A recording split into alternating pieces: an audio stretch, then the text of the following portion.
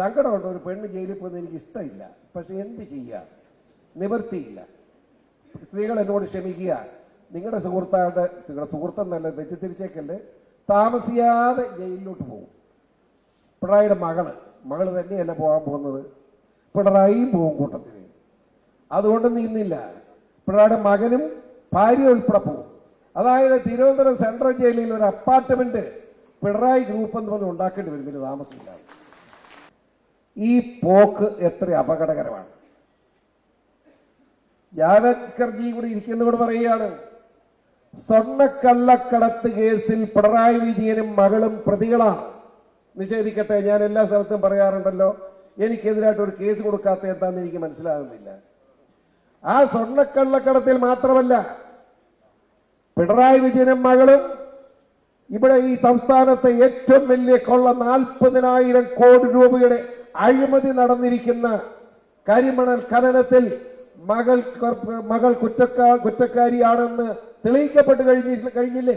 നമസ്കാരം. ഒരു പെൺകൊച്ച് ജയിലിൽ പോകുന്നത് എനിക്ക് വളരെ സങ്കടകരമായ കാര്യം തന്നെയാണ്. പക്ഷെ എന്ത് ചെയ്യാം, കോടാനുകോടി രൂപയുടെ ക്രമക്കേടുകൾ നടത്തിയിരിക്കുമ്പോൾ എങ്ങനെയാണ് ഇവരെ സാമാന്യ ജനത്തിന് മുന്നിൽ വച്ചുകൊണ്ടിരിക്കുക? ഏത് തരത്തിലുള്ള കുറ്റകൃത്യങ്ങൾ ആര് തന്നെ ചെയ്താലും, അവർ എത്ര ഉന്നതരായാലും, സ്ത്രീ ആയാലും പുരുഷനായാലും ജയിലിൽ പോകേണ്ടതുണ്ട്. ഇന്ത്യൻ ശിക്ഷാ നിയമം അനുസരിച്ചിട്ടുള്ള രീതികൾ അവർ പിൻപറ്റേണ്ടതുണ്ട്. അതുകൊണ്ട് ഒരു പെൺകുട്ടിയാണ് ഇവിടെ കുറ്റവാളിയായി നിൽക്കുന്നത് എന്നുള്ളതിൽ സങ്കടം തോന്നേണ്ട കാര്യമില്ലല്ലോ. ഇത് എന്റെ വാക്കുകളല്ല. ലോക്സഭാ തെരഞ്ഞെടുപ്പിനോടനുബന്ധിച്ച് NDA സ്ഥാനാർത്ഥികളുടെ പ്രചരണാർത്ഥം സംസാരിക്കുവാൻ വേണ്ടി എത്തിയ PC ജോർജിന്റെ വാക്കുകളാണ്. PC ജോർജ് BJP-യിൽ ചേക്കേറിയിട്ട് കുറച്ച് നാളുകളെ ആയുള്ളൂ. PC ജോർജും മകൻ ഷോൺ ജോർജും BJP-യിൽ എത്തിയതിനു ശേഷം വരുന്ന ആദ്യത്തെ ലോക്സഭാ തെരഞ്ഞെടുപ്പാണ്.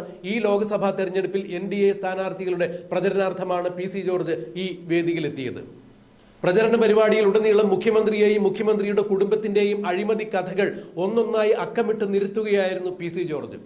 മുഖ്യമന്ത്രി പിണറായി വിജയനെ സംബന്ധിച്ചിടത്തോളം കിട്ടുന്ന അവസരങ്ങളിലെല്ലാം PC ജോർജിനെ ഏത് വിധേനയും പോലീസിനെ ഉപയോഗിച്ചുകൊണ്ട് അറസ്റ്റ് ചെയ്യുവാനുള്ള നീക്കങ്ങളാണ് നടത്തിയിരിക്കുന്നത്. മുഖ്യമന്ത്രി കേസെടുക്കട്ടെ, ന്യായമായ കേസാണെന്നുണ്ടെങ്കിൽ തീർച്ചയായും അതിനെ മാനിക്കുന്നു.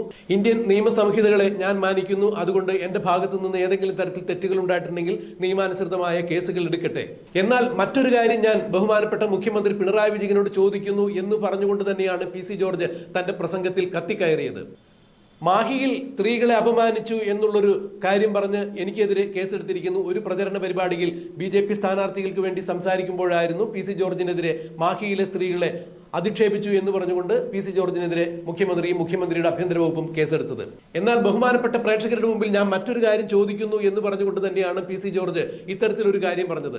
സ്വപ്ന സുരേഷ് മുഖ്യമന്ത്രിക്കും മുഖ്യമന്ത്രിയുടെ കുടുംബത്തിനും എതിരായി നിരന്തരം സ്വർണ്ണക്കള്ളക്കടത്ത് കേസടക്കം രാജ്യദ്രോഹ കുറ്റമടക്കം, അതായത് ഫെമ നിയമം ലംഘിച്ചുകൊണ്ട് മുഖ്യമന്ത്രിയും മുഖ്യമന്ത്രിയുടെ കുടുംബവും വിദേശ കറൻസി നേടുകയുണ്ടായി, വിദേശ നാണയ വിനിമയ ചട്ടം ലംഘിച്ചുകൊണ്ട് സാമ്പത്തിക ക്രമക്കേടുകൾ നടത്തുകയുണ്ടായി. ഇങ്ങനെയുള്ള നിരവധി കാര്യങ്ങൾ സ്വപ്ന സുരേഷ് മുഖ്യമന്ത്രിക്കും മുഖ്യമന്ത്രിയുടെ മകൾ വീണ വിജയനും കുടുംബത്തിനും എതിരെ ഉന്നയിച്ചിട്ടും ഒരു കേസ് പോലും സ്വപ്ന സുരേഷിന്റെ പേരിൽ കേരളത്തിൽ ഏതെങ്കിലും ഒരു പോലീസ് സ്റ്റേഷനിൽ മുഖ്യമന്ത്രിക്ക് എടുക്കാൻ സാധിച്ചിട്ടില്ല. എന്തുകൊണ്ട്? സ്വർണ്ണക്കള്ളക്കടത്ത് കേസിൽ മുഖ്യമന്ത്രിയും കുടുംബവും ബന്ധപ്പെട്ടിട്ടുണ്ട്, മുഖ്യമന്ത്രിക്ക് പങ്കുണ്ട് എന്നുള്ള കൃത്യമായ തെളിവുകൾ എനിക്ക് കിട്ടി. ആ രേഖകളുടെ അടിസ്ഥാനത്തിൽ ഞാനും മുഖ്യമന്ത്രിക്കെതിരെ കൃത്യമായ രീതിയിൽ ആരോപണം നടത്തിയിട്ടുണ്ടായി. എന്നാൽ സ്വപ്ന സുരേഷ് പറഞ്ഞ ആരോപണത്തെ പിൻപറ്റി PC ജോർജ് നടത്തിയ സ്വർണ്ണക്കള്ളക്കടത്ത് കേസിൽ മുഖ്യമന്ത്രിക്കും കുടുംബത്തിനും പങ്കുണ്ട് എന്നുള്ള പരാമർശത്തിന്റെ പേരിൽ PC ജോർജിനെതിരെ ഇന്ന് വരെ എന്തുകൊണ്ടാണ് മുഖ്യമന്ത്രി ഒരു കേസെടുക്കാത്തത് എന്നാണ് PC ജോർജ് തന്റെ പ്രസംഗത്തിൽ ഉടനീളം മുഖ്യമന്ത്രിയെയും മുഖ്യമന്ത്രിയുടെ കുടുംബത്തെയും അതിനിശിതമായി വിമർശിച്ചുകൊണ്ട് സംസാരിച്ചത്. BJP-യുടെ നദ്ദയടക്കം ദേശീയ നേതാക്കൾ വേദിയിലുണ്ടായിരുന്നു. ഈ വേദിയിൽ പിണറായി വിജയനെതിരെ ശക്തിയുക്തം ആഞ്ഞടിച്ചുകൊണ്ട് തന്നെയാണ് PC ജോർജ് സംസാരിച്ചത്. എന്തുകൊണ്ടാണ് പിണറായി വിജയൻ ഇതുപോലെ ഏകഛത്രാധിപതിയായി തിരുവായ്ക്ക് എതിർവായില്ലാത്ത രീതിയിൽ CPM-നെ തന്റെ തൊഴുത്തിൽ കൊണ്ടുപോയി കെട്ടുന്നത് എന്നാണ് PC ജോർജ് ചോദിച്ചത്. എന്തായാലും ഇനി അധികകാലം മുന്നോട്ട് പോകുവാൻ പിണറായി വിജയന് സാധിക്കില്ല. ഭരണത്തിൽ നിന്നും ആളുകൾ ചവിട്ടി പുറത്താക്കും എന്ന് തന്നെയാണ് PC ജോർജ് തന്റെ സ്വതസിദ്ധമായ ശൈലിയിൽ പറഞ്ഞത്. തീഹാർ ജയിലിലോ അല്ലെങ്കിൽ കണ്ണൂർ ജയിലിലോ പിണറായി വിജയനും കുടുംബത്തിനും വേണ്ടി ഒരു അപ്പാർട്ട്മെന്റ് തന്നെ തീർക്കേണ്ടതായി വരും. പിണറായി വിജയൻ കുടുംബസമേതമായിരിക്കും ജയിലിലേക്ക് പോകുന്നത് എന്നാണ് PC ജോർജ് പറഞ്ഞത്. കേരളത്തിൽ ആദ്യമായിട്ടായിരിക്കും ഒരു മുഖ്യമന്ത്രിയും മുഖ്യമന്ത്രിയുടെ കുടുംബവും ഒരുമിച്ച് ഒരു ജയിലിൽ കഴിയുക, അല്ലെങ്കിൽ ഒരു ജയിലിൽ ഒരു അപ്പാർട്ട്മെന്റ് മുഖ്യമന്ത്രിക്കും കുടുംബത്തിനും വേണ്ടി ഉണ്ടാക്കുക എന്നുള്ള ചരിത്ര സംഭവത്തിന് പിണറായി വിജയനായിരിക്കും ആദ്യമായി സാക്ഷ്യം വഹിക്കാൻ പോകുന്നത്, അഥവാ ഒരു മുഖ്യമന്ത്രിയും കുടുംബവും ആദ്യമായി ജയിലിൽ പോയി എന്നതിന്റെ ചരിത്ര നേട്ടം പിണറായി വിജയന്റെ തലയിൽ അല്ലെങ്കിൽ പിണറായി വിജയന്റെ നേട്ടത്തിൽ എഴുതി വയ്ക്കപ്പെടേണ്ട കാര്യം തന്നെയാണ് എന്നുള്ളതാണ് PC ജോർജ് പറഞ്ഞത്. എന്തായാലും CPM-ന്റെ അന്തകൻ എന്ന നിലയിലായിരിക്കും ചരിത്രം പിണറായി വിജയൻ വിശേഷിപ്പിക്കുക. ചുരുങ്ങിയ പക്ഷം CPM-എങ്കിലും അങ്ങനെ തന്നെ വിശേഷിപ്പിക്കും എന്നാണ് PC ജോർജ് പറഞ്ഞത്. 2024 ലോക്സഭാ തെരഞ്ഞെടുപ്പിൽ മോദിക്ക് അനുകൂലമായി കൈപൊക്കുവാൻ വേണ്ടി കേരളത്തിൽ നിന്ന് നിരവധി ആളുകൾ പാർലമെന്റിൽ ഉണ്ടാകും. അവരുടെ എണ്ണം എത്രയാണ് എന്ന് എനിക്ക് പറയാൻ സാധിക്കില്ല. എന്തായാലും മോദിയെ അനുകൂലിച്ച് പാർലമെന്റിൽ കൈപൊക്കുവാൻ വേണ്ടി കേരളത്തിൽ നിന്ന് MP-മാർ ഉണ്ടാകും എന്ന് തന്നെയാണ്, BJP MP-മാർ ഉണ്ടാകും എന്ന് തന്നെയാണ് PC ജോർജ് കൂട്ടിച്ചേർത്തത്. 2026 നിയമസഭാ തെരഞ്ഞെടുപ്പിൽ BJP എത്ര സീറ്റ് നേടും, NDA എത്ര സീറ്റ് നേടും സംസ്ഥാനത്ത് എന്നുള്ളത് പ്രവചിക്കാൻ സാധിക്കില്ല. എങ്കിലും കേരളത്തിൽ മുഖ്യമന്ത്രി ആരായിരിക്കണം എന്ന് തീരുമാനമെടുക്കുവാൻ അന്ന് NDA മുന്നണിക്ക് സാധിക്കും. അത്രത്തോളം സീറ്റുകൾ NDAക്കും BJPക്കും ഉണ്ടാകും എന്ന് തന്നെയാണ് PC ജോർജ് വ്യക്തമാക്കിയത്. ഇതുപോലെ തന്നെ 2026 ശേഷം വരുന്ന നിയമസഭാ തെരഞ്ഞെടുപ്പിൽ കേരളം BJP ഭരിക്കും എന്നുകൂടി PC ജോർജ് കൂട്ടിച്ചേർക്കുകയുണ്ടായി. അതെന്ത് തന്നെയായാലും ലോക്സഭാ തെരഞ്ഞെടുപ്പിനോടനുബന്ധിച്ച് NDA നടത്തിയ പ്രചരണ പരിപാടികൾ സംബന്ധിച്ചുകൊണ്ട് സംസാരിച്ച PC ജോർജ് വീണാ വിജയനും വീണാ വിജയന്റെ അച്ഛനായ ബഹുമാനപ്പെട്ട മുഖ്യമന്ത്രി പിണറായി വിജയനും എതിരെ അതിശക്തമായ ആരോപണങ്ങളാണ് അഴിച്ചുവിട്ടത്. പിണറായി വിജയൻ ഇന്നല്ലെങ്കിൽ നാളെ ജയിലിൽ പോകും. അത് ഒറ്റയ്ക്കായിരിക്കില്ല, കുടുംബസമേതം പിണറായി വിജയന്റെ മകളായ വീണാ വിജയനും മകനും ഭാര്യയും എല്ലാം ജയിലിൽ പോകും. ഇതിൽ യാതൊരു സംശയമില്ല എന്ന് തന്നെയാണ് PC ജോർജ് പറഞ്ഞത്. പിണറായി വിജയൻ ചെയ്തു കൂട്ടിയതിന്റെ തിക്തഫലങ്ങളാണ് ഇപ്പോൾ പിണറായി വിജയൻ അനുഭവിക്കുന്നത് എന്നുകൂടി PC ജോർജ് ചേർത്ത് പറയുകയുണ്ടായി. ഒരു മനുഷ്യൻ എന്തൊക്കെ ചെയ്യാൻ പാടില്ല, എന്തൊക്കെ ചെയ്യാൻ പാടുണ്ട് എന്നുള്ളതിനൊരു നീതിയുണ്ട്. ഇത്തരം നീതികൾക്കൊന്നും ബാധകമല്ലാത്ത രീതിയിൽ മുന്നോട്ട് ഏകഛത്രാധിപതിയായി ഞാൻ എൻ്റെ ഇഷ്ടം പോലെ പ്രവർത്തിക്കും, ആരാണ് എന്നോട് ചോദിക്കാൻ എന്ന ധാർഷ്ട്യത്തോടു കൂടി മുന്നോട്ട് പോകുന്ന CPM-ന്റെ ഏകഛത്രാധിപതിയായ പിണറായി വിജയന്റെ അന്ത്യം ജയിലിൽ തന്നെ ആയിരിക്കും എന്നാണ് PC ജോർജ് അടിവരയിട്ട് പറഞ്ഞത്. NDA-യുടെ പ്രചരണ പരിപാടിയിൽ PC ജോർജ് സംസാരിച്ചതിന്റെ പ്രസക്ത ഭാഗങ്ങൾ നമുക്കൊന്ന് കേൾക്കാം. ഇവിടുത്തെ മതേതര വിശ്വാസികളെ സംഘടിപ്പിച്ചുകൊണ്ട് ശക്തമായി നീക്കം നടത്താനുള്ള ഉത്തരവാദിത്വം NDA എന്ന് പറയുന്ന ഈ മുന്നണിക്കുണ്ട് എന്ന് നമ്മുടെ നേതൃത്വം മാത്രമല്ല നിങ്ങൾ പ്രവർത്തകരും ബോധ്യപ്പെടണം എന്നാണ് എനിക്ക് അപേക്ഷിക്കാറുള്ളത്. ഇല്ലേ, ശരിയാവില്ല. മനസ്സിലായില്ലേ? വലിയ അപകടകരമായ നിലയിലേക്കായിരിക്കും വരുന്നത്. നമുക്ക് പോകണം, വളരെ ശക്തമായി നമ്മുടെ പ്രവർത്തനങ്ങൾ മുമ്പോട്ട് കൊണ്ടുപോകേണ്ടതായിട്ടുണ്ട്. സ്വാഭാവികമായി ഞാൻ ദീർഘമായി മറ്റു വിശദാംശത്തിൽ കടക്കുന്നില്ല. സ്ഥാനാർത്ഥി വരാനുണ്ട്, വളരെയേറെ പ്രസംഗങ്ങൾ ഇവിടെ നടത്താറുണ്ട്. ആ നിലയ്ക്ക് ഞാൻ ദീർഘമായി നമ്മുടെ വനിതാ നേതാക്കന്മാരും വന്നിരിപ്പുണ്ട്. ആ നിലയ്ക്ക് ഞാൻ ദീർഘമായിട്ടൊന്നും പറയുന്നില്ല. പക്ഷെ ഒരു കാര്യം, ഈ പോക്ക് എത്ര അപകടകരമാണ്. ജാവദ്കർജി കൂടി ഇരിക്കുന്നതോട് പറയുകയാണ്, സ്വർണ്ണക്കള്ളക്കടത്ത് കേസിൽ പിണറായി വിജയനും മകളും പ്രതികളാണ്.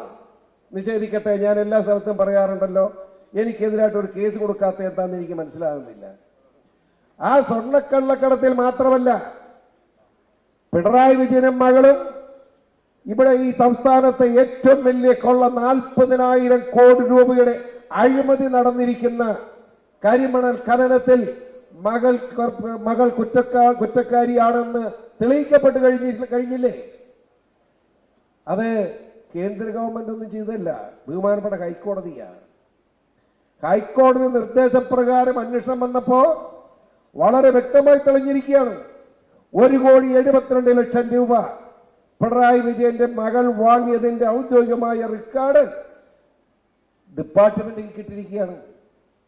SFIO അവർ അന്വേഷണം നടന്നപ്പോഴും അത് മനസ്സിലായി. ഇപ്പോ NIA കേസ് രജിസ്റ്റർ ചെയ്ത് കഴിഞ്ഞിരിക്കുക. വലിയ താമസമില്ലാതെ. സങ്കടമുണ്ട്, ഒരു പെണ്ണ് ജയിലിൽ പോകുന്നത് എനിക്ക് ഇഷ്ടമില്ല, പക്ഷെ എന്ത് ചെയ്യാം, നിവൃത്തിയില്ല. സ്ത്രീകൾ എന്നോട് ക്ഷമിക്കുക, നിങ്ങളുടെ സുഹൃത്തെന്നല്ല തെറ്റിദ്ധരിച്ചേക്കല്ലേ, താമസിയാതെ ജയിലിലോട്ട് പോകും. പിണറായിയുടെ മകള് തന്നെയല്ല പോകാൻ പോകുന്നത്, പിണറായിയും പോകും കൂട്ടത്തിൽ. അതുകൊണ്ട് നിന്നില്ല, പിണറായിയുടെ മകനും ഭാര്യ ഉൾപ്പെടെ പോകും. അതായത് തിരുവനന്തപുരം സെൻട്രൽ ജയിലിൽ ഒരു അപ്പാർട്ട്മെന്റ് പിണറായി ഗ്രൂപ്പ് എന്ന് പറഞ്ഞ് ഉണ്ടാക്കേണ്ടി വരുന്നതിന് താമസമില്ലാതെ. ഇതാണ് കേരളത്തിന്റെ മുഖ്യമന്ത്രി. നിങ്ങൾ ആലോചിക്കണം. അതിന് പിന്തുണ കൊടുക്കുന്നവരാ ഇവിടുത്തെ കോൺഗ്രസ് പാർട്ടിയുടെ നയം എന്താ? കോൺഗ്രസ് പാർട്ടിയെ എതിർക്കാൻ ബാധ്യതപ്പെട്ടവരല്ലേ? യഥാർത്ഥ പ്രതിപക്ഷം എന്നതിൽ സംസാരിക്കേണ്ടത് പിണറായി വിജയന്റെ തെറ്റുകൾ ചൂണ്ടിക്കാണിച്ചുകൊണ്ട് രാജ്യത്തെ ജനങ്ങളെ ബോധ്യപ്പെടുത്താനുള്ള ചുമതല ഏറ്റെടുക്കാനുള്ള ബാധ്യത വി.ഡി. സതീശൻ എന്ന പ്രതിപക്ഷ നേതാവിനും പ്രതിപക്ഷ എം.എൽ.എമാർക്കും ഇല്ലേ? എന്തുകൊണ്ട് അവർ മിണ്ടുന്നില്ല? ഇടയ്ക്കുമ്പോഴൊന്നും മിണ്ടും, പിന്നെ കാണുകയില്ല. അതായത് പിണറായി വിജയൻ മേടിക്കുന്നതിന്റെ വീതം ഇവരാരെങ്കിലും മേടിക്കുന്നു എന്ന് നിഷ്പക്ഷമതികളായ ആളുകൾ പറഞ്ഞാൽ അവർ ചിരിക്കുകയല്ലാതെ മിണ്ടുകല എന്നത് ഉറപ്പാണ്. ഇതെങ്ങനെ പോകും ഇങ്ങനെ മുന്നോട്ട് പോയാൽ? ഞാൻ അതുകൊണ്ടാണ് പറഞ്ഞത്, ഈ സത്യങ്ങളൊന്ന് ജനങ്ങൾ അറിയാൻ, ഇവിടെ നടക്കുന്ന കാര്യങ്ങൾ ജനങ്ങൾ അറിയാൻ നിർബന്ധമായും ഒരു അംഗമെങ്കിലും നിയമസഭയിൽ ഉണ്ടാവണ്ടേ? ആ നീക്കമാണ് നമ്മൾ നടത്തേണ്ടത്. അടുത്ത് നിങ്ങൾ എഴുതിയിട്ടോളൂ, ഇത് വെറുതെ പറയുകയല്ല, ഞാൻ പറഞ്ഞതൊക്കെ നടന്നിട്ടുണ്ട്. അതുകൊണ്ടാണ് ഈ തെരഞ്ഞെടുപ്പിൽ ജാവക്കർജി പറഞ്ഞത് 5-ൽ കൂടുതൽ സീറ്റ് കിട്ടുമെന്നാണ്. ഞാൻ എണ്ണമൊന്നും പറയുന്നില്ല. ഇന്ത്യൻ പാർലമെന്റിൽ കേരളത്തിൽ നിന്നുള്ള ഏതെങ്കിലും വ്യക്തികൾ മോദിജിക്ക് കൈവെക്കാനുണ്ടാവും എന്ന കാര്യത്തിൽ ഒരു സംശയമില്ല. 26-ൽ അസംബ്ലി ഇലക്ഷൻ വരാൻ പോവാ. 26-ൽ 2 കൊല്ലമുള്ളൂ. എഴുതിയിട്ടോളൂ. 2026-ലെ അസംബ്ലി തെരഞ്ഞെടുപ്പിൽ എണ്ണം ഞാൻ എന്റെ മനസ്സിലുണ്ട്, പറയുന്നില്ല. ഇവിടെ LDFും UDFും മാറി BJPയുടെ നിർബന്ധത്തിന് വഴങ്ങി ഒരു മുഖ്യമന്ത്രി അല്ലാതെ, നമ്മുടെ പിന്തുണയില്ലാതെ ഒരു മുഖ്യമന്ത്രി കേരളത്തിൽ ഉണ്ടാവില്ല. നമുക്ക് ഒറ്റയ്ക്ക് ഭരിക്കാൻ പറ്റില്ല, സമ്മതിച്ചു. നമ്മുടെ പിന്തുണയില്ലാത്ത ഒരു മുഖ്യമന്ത്രി ഉണ്ടാവില്ല. അതുപോലെ തന്നെ 2029 ഇലക്ഷൻ വരാൻ പോവാണ്, ജനറൽ ഇലക്ഷൻ. പാർലമെന്റിലേക്കും അസംബ്ലിയിലേക്കും ഇലക്ഷൻ നടത്തുമെന്ന് മോദിജി പ്രഖ്യാപിച്ചിരിക്കുകയാണ്. അമിത്ഷാജി അതിന്റെ നീക്കത്തിലാണ്. അദ്ദേഹം സംസാരിച്ചു കഴിഞ്ഞു. ആ 2029 തെരഞ്ഞെടുപ്പിൽ ഈ പത്തനംതിട്ടയിലെ BJPയുടെ RSSന്റെ NDAയുടെ പ്രവർത്തകരെ സാക്ഷ്യപ്പെടുത്തിക്കൊണ്ട് ഞാൻ പറയുന്നു, BJPയുടെ മുഖ്യമന്ത്രി കേരളത്തിലുണ്ടാവും. 29 എഴുതിയിട്ടു.